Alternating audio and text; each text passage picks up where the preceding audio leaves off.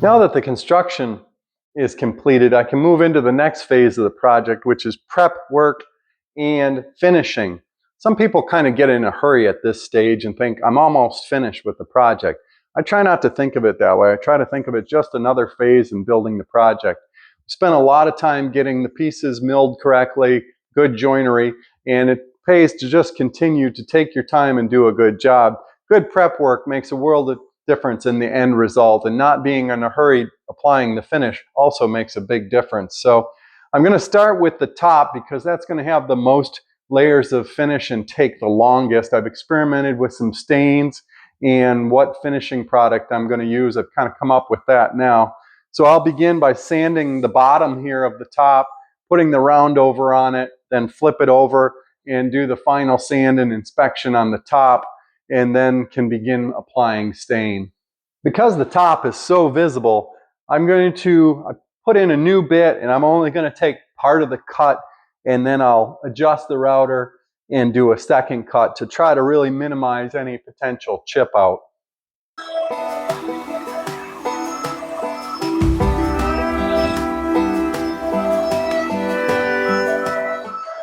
Taking the first pass with 150 grit just to smooth everything out and look for any chip out. I'm going to fill the chip out using a product called Star Bonds. It's basically a super glue that's got black pigments in it. You can put a thin layer on and then spray it with the accelerator. It'll cure. You give it 5 minutes or so, and then you can put another layer on and build it up, and then you can sand it flush.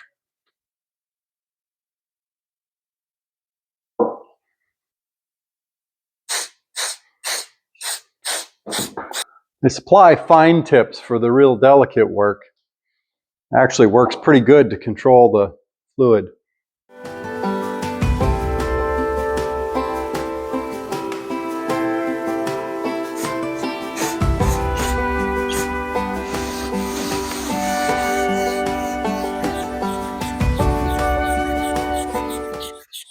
I've set up some low lights to give me some raking light to be able to really see any imperfections. And I'm sanding with 180 grit by hand. When you stain with any kind of pigment stain, it'll pick up on a scratch.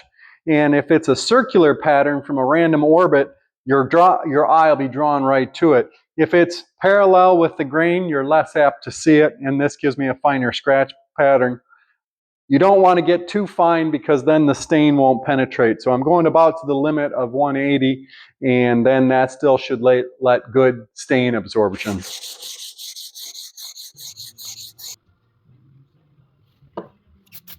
The top is all prepped, and now I'm going to start the first step of the finishing, which is applying a pre-stain conditioner that will help the stain more evenly absorb into the wood.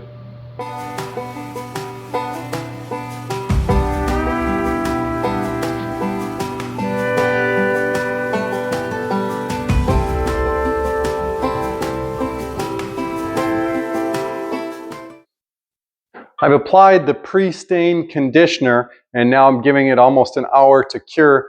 And the next step will be staining it with a Molka stain. It will be a matter of putting it on, giving it a little bit of time, and then wiping the excess off. And what we'll end up with is something that looks similar to this. This is a test piece that I did. And from there, it'll need to dry probably 48 hours or so before I start with the first coat of top coat.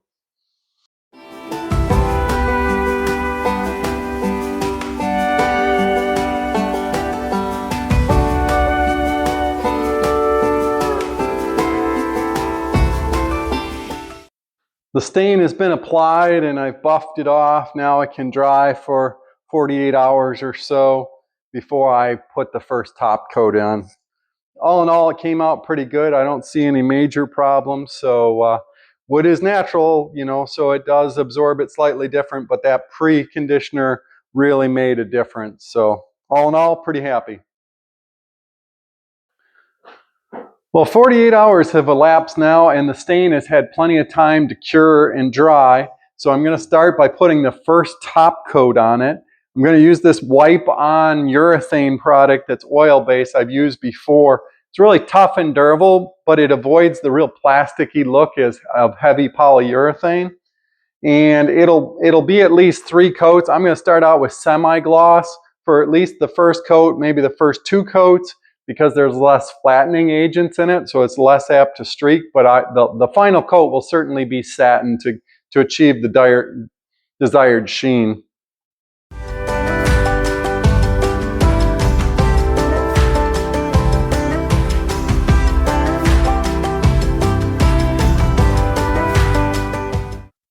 Well, the first coat is all on now. Now it's just a matter of being patient and giving it time to dry and cure. And then I'll do the first scuff sanding and leveling.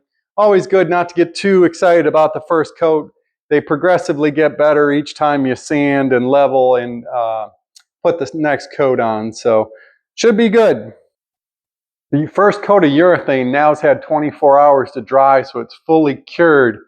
And now I will go through and level any nibs and just lightly scuff sand it with 320 sandpaper and maroon Scotch-Brite.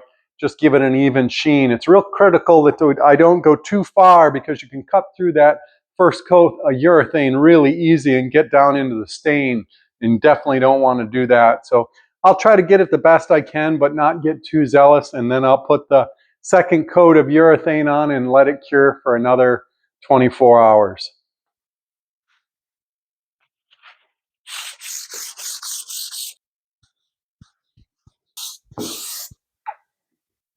So I'm light sanding in the same direction as the grain. Your fingertips have a lot of sensitivity in them, and they actually can pick up little defects better than you can see with your eye.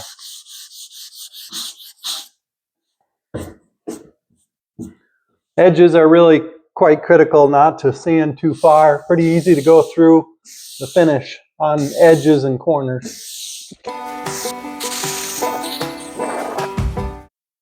Also good to keep any bits off there, otherwise you can create deeper scratches.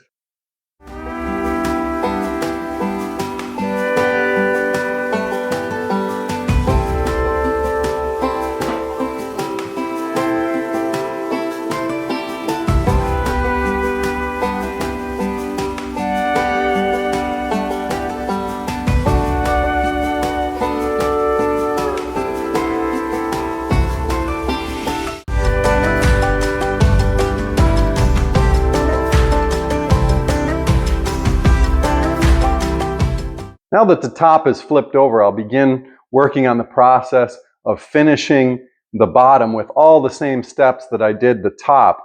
It's important to have an equal amount of finish on the bottom as the top. So as the wood absorbs and releases moisture, it does it equally on both sides. If you don't, you get an imbalance and it will cup or warp, so I want to avoid that.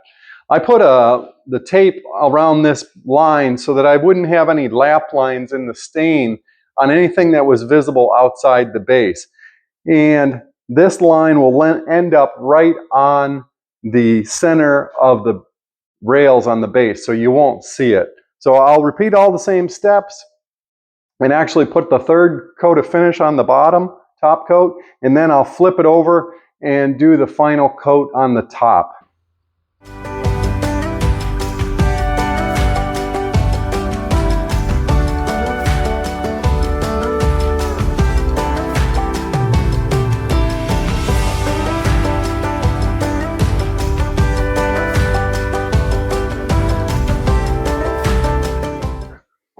I just put the final coat of satin urethane on, and now it's time to let it dry. It's been about a 10-day journey since I started doing the final prep on the top and worked through the preconditioner, stain, letting it dry enough, and then 3 coats of urethane, 2 semi-glosses and 1 satin.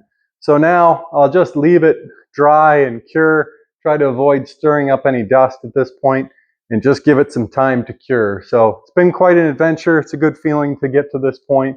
And once it's fully dry, I'll get a good look at it.